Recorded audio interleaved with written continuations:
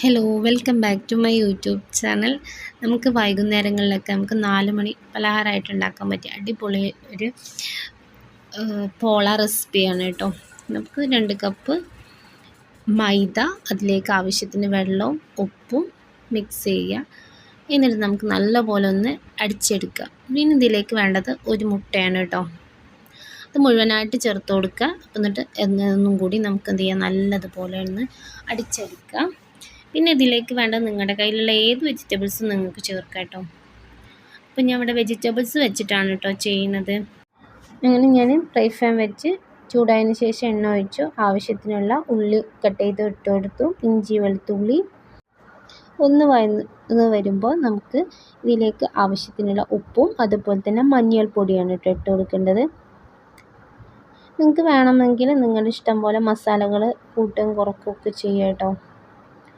പിന്നെ വേറെ മസാലകളൊന്നും ഇട്ട് കൊടുക്കണില്ല.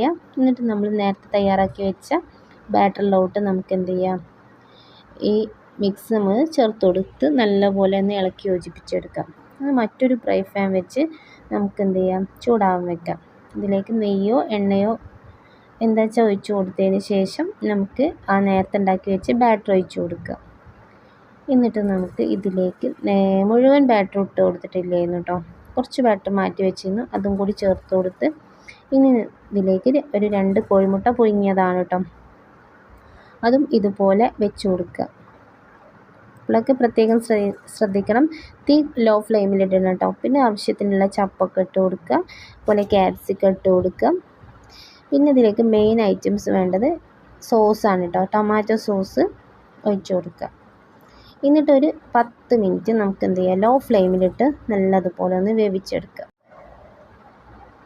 അപ്പോൾ ഇതാ നമ്മുടെ പോളയുടെ ഒരു 3/4 വേവോളം ആയിട്ടുണ്ട് കേട്ടോ. നമുക്കിതൊന്ന് മറിച്ചിട്ട് കൊടുക്കണം.